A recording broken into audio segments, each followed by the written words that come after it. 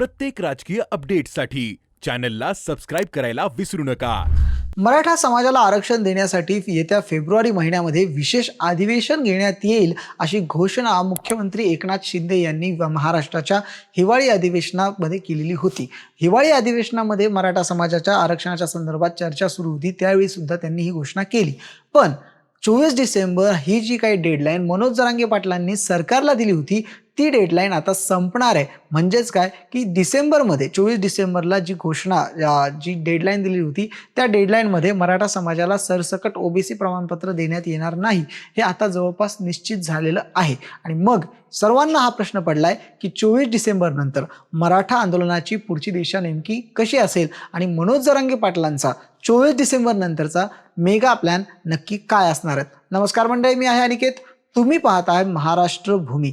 महाराष्ट्राच्या राजकारणामध्ये सर्वात मोठं आणि महत्त्वाचं आंदोलन जे म्हटलं गेलं ते आंदोलन म्हणजे मराठा समाजाचं आरक्षणासाठीचं आंदोलन।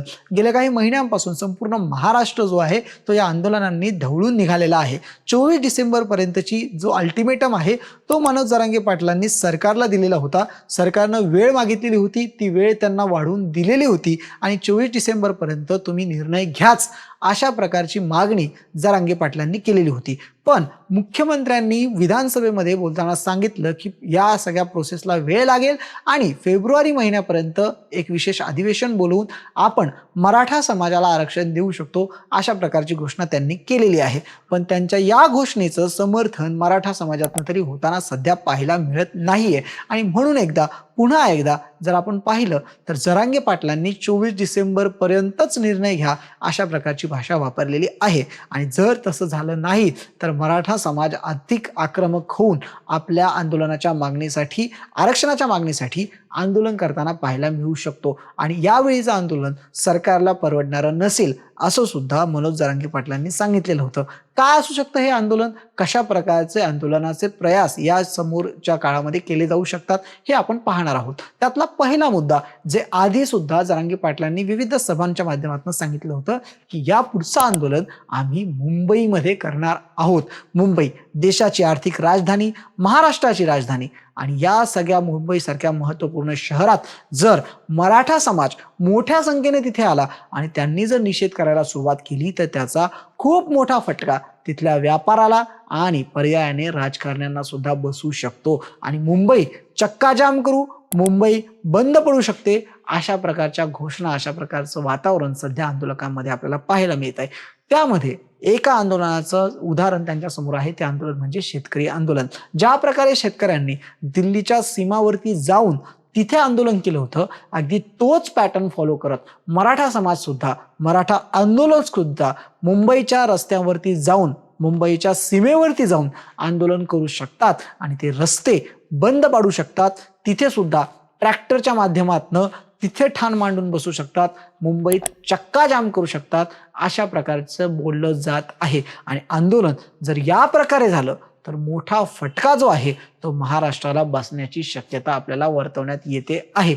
महाराष्ट्राची राजधानी आणि देशाची आर्थिक राजधानी म्हणून ओळखल्या जाणाऱ्या मुंबई शहरामध्ये रोज लाखो लोक ये जा करत असतात। महाराष्ट्राला मुंबईशी जोडणारं, मुंबईला महाराष्ट्राशी जोडणारे जे काही सगळे रस्ते आहेत, जर तेच रस्ते मराठा आंदोलकांनी भरून दिले तर मुंबईचा इतर महाराष्ट्राची संपर्क तुटू शकतो। आणि याच पार्श्वभूमीवर आता सरकारकडून मनोज जरांगे पाटलांची मनधरणी करण्याचा कार्यक्रम सुरू झालेला आहे। आणि म्हणून सरकारचं शिष्टमंडळ वेळोवेळी जरांगे पाटलांकडे जाऊन त्यांना विनंती करताना पाहायला मिळू शकतं।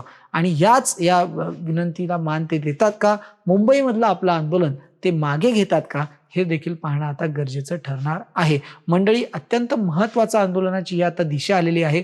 अंतिम टप्प्यात हे आंदोलन आहे। मनोज जरांगे पाटील सरकारच्या काही भूमिकांवर खुश आहेत तर काही भूमिकांवर मात्र ते नाराज आहेत। त्यांना जो निर्णय हवा आहे, जोपर्यंत तो निर्णय होणार नाही तोपर्यंत आम्ही मागे हटणार नाही।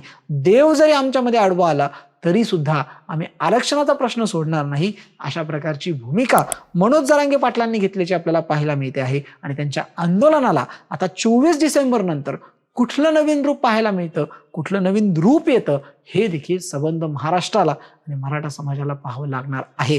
पण सध्याला तरी मनोज जरांगे पाटलांनी सांगितलंय की आमचं आंदोलन हे अहिंसक मार्गाचं असेल. कुठल्याही प्रकारची हिंसा, जनतेला वेठीस धरून आम्ही आमची मागणी मान्य करून घेणार नाही. अहिंसक मार्गाने संविधानाच्या कायद्याच्या चौकटीत राहून आमच्या हक्कासाठी आम्ही लढत राहू, अशा प्रकारची मागणी, अशी प्रकारची घोषणा सुद्धा जरांगे पाटलांनी केलेली आहे. आता 24 डिसेंबरला नक्की काय घडतं, आंदोलन करण्यापूर्वीच सरकार मनोज जरांगे पाटलांची मागणी पूर्ण करतं काय, 23 डिसेंबरच्या बीडच्या सभेमध्ये मनोज जरांगे पाटील नेमकी काय घोषणा करतात, हे सगळं पाहणं आपल्याला येणाऱ्या काळासाठी महत्त्वाचं ठरेल.